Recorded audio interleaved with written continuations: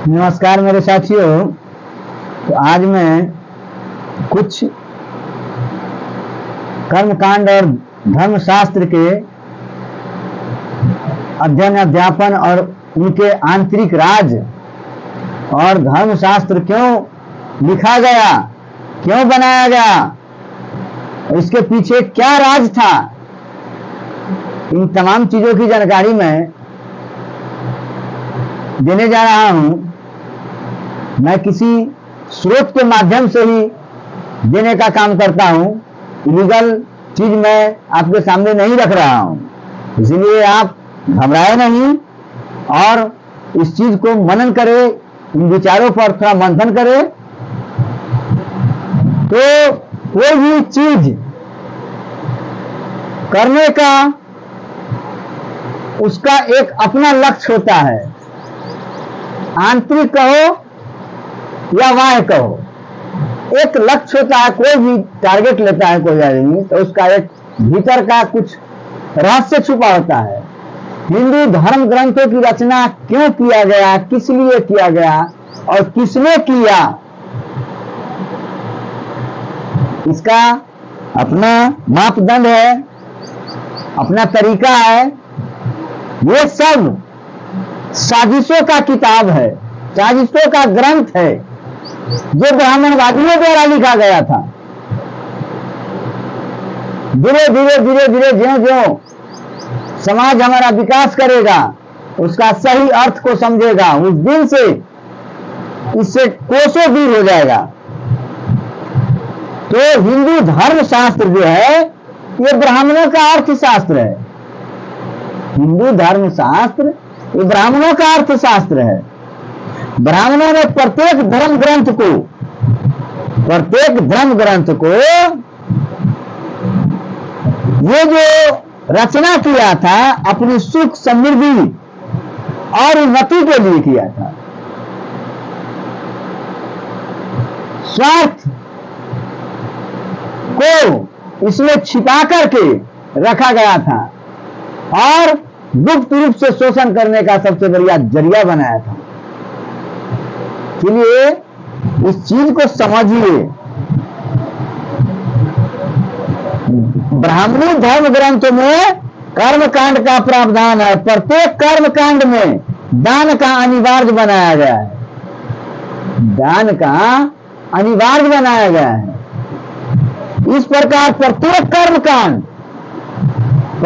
कर्मकांड ब्राह्मणों का शोषण और अंधविश्वास पर आधारित है। शोषण और अंधविश्वास पर आधारित है। हिंदू धर्मशास्त्र पढ़ने से इंसान धोखाबाज और छलिया बनता है। हिंदू धर्मशास्त्र जो ही पढ़े आप छलिया, बहुरुपिया, उचक्का, 420 ये सब बनता है। यही सिखाया गया है, यही ट्रेनिंग दिया गया है। और हर छलिया बहुरुपिया पढ़ करके रूप धारण करके समाज में काम कीजिएगा, धन एकत्रित कीजिएगा और एक टैक्स में ये बबना लूट करके तुमको ले जाएगा, नहीं शुद्ध रूप ले जाएगा। इसीलिए अपने आप को ढूंढो कहां कमी रह गया है, समझे ना। ढूंढने की कोशिश करो यार, बहुत धोखा खाया है। श्राद्ध और अंधविश्वास पर आधारित ब्राह्मणों का ये जो है श्राद्ध, शोषण और अंधविश्वास पर आधारित ब्राह्मणों का सबसे बड़ा व्यापार है। श्राद्ध का उल्लेख गरुड़ पुराण में किया गया है। श्राद्ध को इतना महिमामंडित किया गया है, इतना मतलब कि बढ़ा चढ़ा करके बोला गया है, बताया गया है कि से एक भी हिंदू ब्राह्मणों से श्राद्ध करवाए बिना नहीं रह सकता है, उसको शांति नहीं मिल सकती है, वो पागल हो जाएगा और रात को सोएगा नहीं, जीवन में वो क्योर शुद्धता का अनुभव नहीं करेगा। हर हाल में आपको करवाना है, ऐसा माथा को कुचल दिया है, ठूस दिया है समझ गए ना। पुत्र द्वारा श्राद्ध किए जाने पर पिता स्वर्ग जाता है। पुत्र द्वारा श्राद्ध कराने पर पिता डायरेक्ट स्वर्ग में चला जाएगा, उसको सीढ़ी उड़ी की कोई जरूरी नहीं है। वो छत पर चढ़ने के लिए सीढ़ी की जरूरत होती है। बगना सीढ़ी में बनाएगा तो बाप को ससुराल वहां चला जाएगा छत पर। हाँ, बिना सीढ़ी के वो स्वर्ग में चला जाएगा। कन्या स्वर्ग वाला हुआ, स्वर्ग में कैसा मतलब जगह है वो भी नहीं जान पाएगा, लेकिन स्वर्ग चला जाएगा बिना सीढ़ी के। आगे कहा गया है कि जिससे पुत्र नहीं होता है, पुत्र नहीं हो तो दूसरा व्यक्ति भी उसका श्राद्ध कर सकता है, माना अंत को घटना उसका धन में ही लेना है। समझ गए ना। आगे भी कहा गया है, आगे जो पुत्र सब श्राद्ध और श्राद्ध करते हैं वही सच्चा पुत्र होते हैं। जो पिता का कर्म नहीं करता है वो पुत्र मूत्र के समान होता है। जो कर्म कांड नहीं करता है पिता को, वो क्या है, मूत्र के समान है, वो पुत्र नहीं रह जाता है। ऐसा ऐसा विचार डाल डाल करके ये दिमाग को आतंकवाद बना दिया है, श्राद्ध करने के लिए पागल कर दिया है। ऐसा पगला चुदा ये इसका लिखा हुआ, समझे ना। वो सच्चा पुत्र वही होता है जो कर्म कांड करके और ब्राह्मण को खुश करके जीता है, वही सच्चा पुत्र होता है। जो पुत्र ऐसा नहीं करता है वह पुत्र विष्टा के समान है, मूत्र के समान है। समझ गए ना। अगर किसी व्यक्ति को श्राद्ध करने वाला कोई पुत्र नहीं हो तो उसका श्राद्ध करना राजा का कर्तव्य है। अंत में राजा के पहले राजतंत्र था तो राजा करे उसका धन हड़प करके और हमको दे दो, यही तो पढ़ाई है। समझ गए ना। श्राद्ध के 3 अनिवार्य विषय है। कौन कौन है? पिंड दान, ब्राह्मण भोज और दान। अगर इन तीनों में से एक भी कार्य संपन्न नहीं हुआ तो श्राद्ध नहीं हुआ और मृतक प्रेत बन करके भटकते रहता है, भटकता ही रहेगा। समझ गए ना। मृतक जो है प्रेत बन करके भटकता रहता है। ये जो इतना जीव जंतु मरता है उसका तो कर्म कांड न होता है तो कन्ने भटकता है, मर जाता है तो हड्डियों नहीं पूछता है, कन्ने भूत बैताल बन के सबको पकड़े हुए चलता है, भूत प्रेत में जन्म लेता है। जितना उचक्का है, जितना सबको खत्म कर देगा पूरा। नहीं सतर्क अब से भी होइएगा ना तो ले ही डूबेगा, स्वाहा करके ही रख देगा। मृत्यु के 11वें और 12वें दिन जो पिंड दिया जाता है वही प्रेत का भोजन होता है। बार बार न केवल 12 दिन तक बल्कि मृत्यु की तिथि पर प्रत्येक माह और प्रत्येक वर्ष पिंड दिया जाता है, पिंड दान। ऐसे ऐसे का पानी देता है नदी में जा करके, अब तो सब छोड़ दिया, पेट तैयार कर हो गया। अश्विन के पक्ष, अश्विन के कृष्ण पक्ष को मनाया जाता है के बारे में कहा जाता है कि महालया में गया पितरों का वास होता है। अगर महालया में गया जाकर पिंडदान किया जाता है तो उससे पितर तृप्त होते हैं। यही कारण है कि न केवल भारत में बल्कि संसार के कई मुल्कों से हिंदू संप्रदाय के हिंदू धर्मावलंबी गाया जाकर के, माने दूसरा देश में भी हिंदू है तो मरता है उसका बाप तो पिंडदान करने के लिए गाया आता है। ऐसा दिमाग विदेश में रहता है, फॉरेन कंट्री में, फिर भी उसका मानसिक गुलाम वहां भी बनाए हुए है। इसका बताओ कितना तीक्ष्ण ब्रेन था।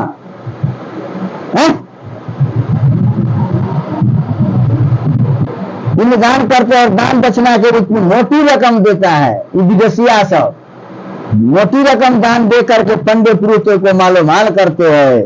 कौन माले माल हो जा, पेट निकाल कर ढोरी चमका चमका करके 3 फट्टा कर करके खूब खाएगा पधा पधा करके, हाँ, रात का ताप छोड़ेगा, एक नंबर बढ़िया बढ़िया पिएगा, अल्लाह चलेगा कहा वह में अप्सरा में क्या ऐसा करता है। आप सब चुगले फुटानी बाजार में मरिए, बाप बाप कीजिए।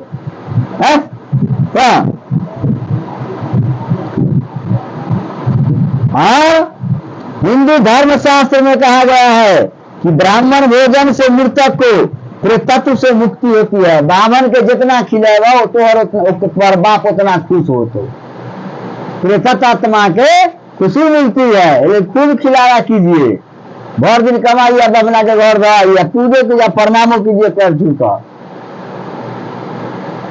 एक हमारे नाना जी थे, समझे ना, तो बड़ा पंडित जी के गोर धो करके थरिया में, पीतल वाला थरिया में तब पीते थे। ऐसा उसको भूत सवार था। हम तो ऐसा ना ढक लेट के लात दिए, ढकेल करके भागे दरिया पार करके, करंट पार किए और वहां से भागे खगड़िया, खगड़िया से गाड़ी पकड़े तब आकर के घर आए थे। ऐसा हमारे नाना खतरा बिग्रेड था। ये मनुवादी व्यवस्था से जकड़ा हुआ था। एकदम हर महीने में सत्यनारायण भगवान को पूजा करना, पाठ करना और सबको प्रसादी देना। सीताराम जय राम हरि राम करते रहते थे। यहाँ भी आते थे तो हर जगह पानी छींटते थे इसी से करके। ऐसा विचारधारा के थे। उनको तो हम छोड़ा दिए, हम उनको शराब में भी नहीं गए हैं। कोई भी मरता है तब शराब में नहीं जाते हैं। जब समझे वास्तविकता को तो छोड़ दिए, श्राद्ध का भोज भात खाना बंद कर दिए, कहीं भी नहीं जाते हैं। नहीं है ना। हिंदू शास्त्र में कहा गया है कि ब्राह्मण भोजन से मृत को प्रेतत्व से मुक्ति मिलती है। ब्राह्मणों के शरीर में पितर का प्रवेश हो जाता है, वो वायु के रूप में उनके शरीर में प्रवेश किए हुए रहते हैं। माने मरिएगा आप तो ब्राह्मण के शरीर में प्रवेश कीजिएगा और तब जाकर के आप खाइएगा। मैं डायरेक्ट नहीं खा सकता मरला हुआ, ब्राह्मण के शरीर में घुस जाता है तो ब्राह्मण को दीजिएगा तो वो खाएगा। और आप बहनी ब्राह्मण ले, तो बड़का पढ़ाई पढ़े हुए है, माने मरा तो हर बाप और घुसा उसके शरीर में। ई पान ये हमको खिलाइएगा तभी आपका बाप खाएगा। ऐसा पढ़ाई पढ़े हुए हैं। दान प्राप्ति के लिए भी श्राद्ध का विधान बनाया गया है और लिखा गया है, लिखा भी गया है कि जो वस्तुएं हम ब्राह्मण को दान के रूप में देते हैं वो सभी वस्तुएं प्रेत को स्वर्ग में मिल जाता है। बेटी जो बीमार पड़ेगा ना आदमी तो हम ऐसे से टकरा कल्ला सुझा दे दिए, बेटी आकर ठक्की वक्त सीधा हो जाता है।